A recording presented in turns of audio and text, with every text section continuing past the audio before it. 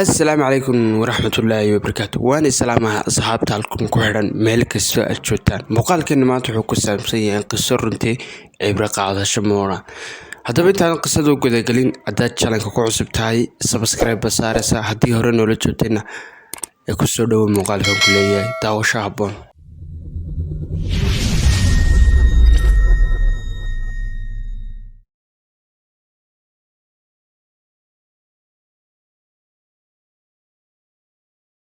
saaxiibayaal soo dhawaada mar kale qisadeenanu ama dhacdadeenan waxay ka dhacday wadanka Masar gudaha Masar waxaana ku dhacday wiil iyo gabadh ay diris ahaayeen wiilka ayaa gabadha ay diriska ahaayeen uu ka helay gabadhii iljibis bay isku barteen maalintii ugu horeysay isha qacal sugsi ishul jibi kadib waxa uu xigay in ay isbalansana ay wala kulmaan wala kulankoodii waxa uu sii xigay in ay shaleemada aadaan shaleemada filmaanta laga daawado haliya jaraarona halkaas ay u badan yihiin reer Masarku ee daawadaan shaleemada filimka ayay aadeen kadib iyadoo filimkii daawanaya ayaa waxa dhacday markii leerkii shaleemada ayaa la baqtiyay ayaa wiilkii inantii dhinaceeda ayuu eegay kadib intuu u dhawaaday ayuu dhigta u saaray I love you waan ku jecelahay iyaduna waxba kumay gacan seedhine way ku soo dhaweysay I love you too bay ku tiri way la jaan qaaday way la fahantay dabadeed waxa dhacay dhowr ilbiriqsiyo markay ka soo wareegtay ayaa guri ayay isla aadeen kolkaas ayay nafta isisiiyeen jirka iyo raaxaba way siisay wiilkii nafta ayay siin kolkii kadib wiilkii muddo 2 bilood markii la soo wareeday wiilka ayaa maalmaha kamid ah isagoo hooyadii iyo aabihii la fadhiya oo la cunteynaya ayaa waxa dhacday hooyadii iyo aabihii ayaa indhaha isla raacay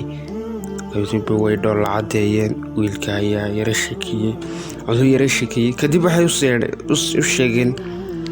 inay u soo heleen gabadh caruusad oo qurux badan oo nolosha la wadaagta in ay u soo heleen oo u soo dooreen magaceedii ayay u sheegeen kadib soo wayadii inantii xumaantu la sameyn jiray inantii ay biyo ama kaad baa ku dhacay wiilkiira oh my god madaxuu isqabtay dhulku la wareeday waxba kama sii qasin hadalkii haye iyo wada magaceeda ayuu ku yiri ustaad raaci soo weynantii jaarkeed hooyadii iyo aabihii ka daacad weeya in ay inanta ay u soo dooreen wayna ula faaloodeen waxay dhaheen waa inan qurux badan waa inan akhlaaq leh waa inan wanaagsan waa inan gurigooda iyo waxbarashadooda aana waxba uga dhaxaynin hablaha casrigeeda ee xumaanta lagu fasahaadiyeyna ma taqaano waa inan dhowrsan bay ku dheh isna kolka hadalka markii loo wadayba marbadhigid ba ka soo dareeray ileen waa nin og filimkeeda hayo marbadhigidkuu sabiinay kolay isagunba og xumaanteeda iyo wanaageedaba markii wiilkii yaraa maqlay yaab iyo amakaad buu ku noqday wiilkii yaraa weligiiba wuxuu ku fikirayay inuu guursado gabadh dhoorsan gabadh akhlaaq leh gabadh qurux badan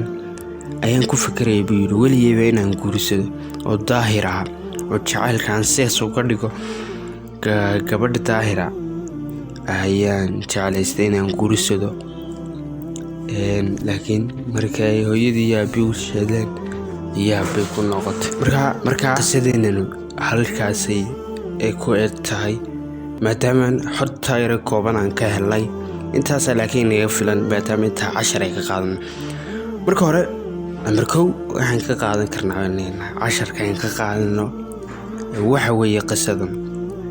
inay habluhu iska ilaaliyaan ragga caynkaasa. ninkan wuxuu sameeyey gabadha ee yaray maskiinta ee ay jaarka yihiin ayuu magaca jacayl ku soo xarageliyey. kadib markuu dantiisii ka dhammaystay xumaan oo dhan la sameeyey ayaa markii hooyadii aabbihi u sheegeen inay inanta u soo dooreen ayuu ku tilmaamay inay tahay gabadh ciyaal suuqada aanun doonayn. marka iska ilaaliya ragga caynkaas oo kale. inkastoo aanay ragga aanay simnayn dhulkiyo cirku intii isu jiraanbay raggu isu jiraan, balse waxaa jira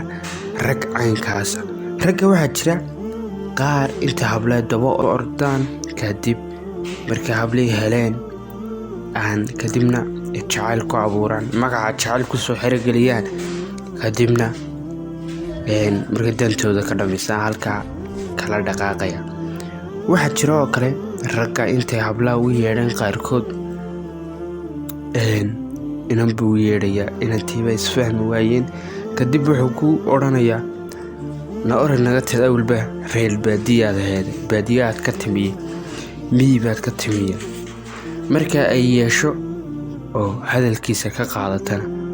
oo dantiisa ka dhammaystana wuxuu ku tilmaamayaa ciyaal suuqadiina ahayd. marka dabcan iska ilaaliya ragga caynkaas oo kale. dumarka hablaha la hadlaya gaar ahaan raggana waxaan leeyahay waa hablaha sharaftooda ha loo dhooro. sharafta iyo karaamada waxay ku jirtaa guurka qofka, maadaama jacayl aad u sheegatay, magaca jacayl ku soo xerogelisay, waxba qalbiga ka jabin. marka dantaada ka dhammaysatay waxbaa ka dhaqaajine lawad nolosha la wadaa inta nolosha ka dhimin. marka waxaan leeyahay dhalinyaro rag iyo dumarba qalbiyada bini'aadanka la dhooro. dabcan odhaah baa ahayd markaa jacayl iyo saaxiibba ka tegaysid qalbiyadooda dhaawaxa u geysin haddaana odhaahdan khaldeen. markaad go-aan ku gaadhay inay saaxiibkaa ka goodo, qofaad saaxiibatay ama qofaad si jacayl aad u sheegatay aad ka goodid, waxba dhaawaca aad kaga sii tegin. laga yaaba maalin maalmaha ka mid ah inay nafsigiisa ku dhaco ama duruufta ku hoos keento. haddaba taas waa taas. intaasaanan anugu fakarkayga ka dhiibtay, bal aduu fakarkayga ka dhiibo maxay kula tahay dhacdadanu.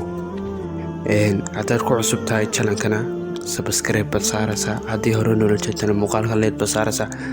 fikirkaaguna waa muhiim daawade, dadka waxay isku kordhayaan. bal fikirkaaga komitida nagu reeb. waxaan iga tegayaa ammaano allah inta muuqaalka xiise isugu imanno. wassalaamu calaykum.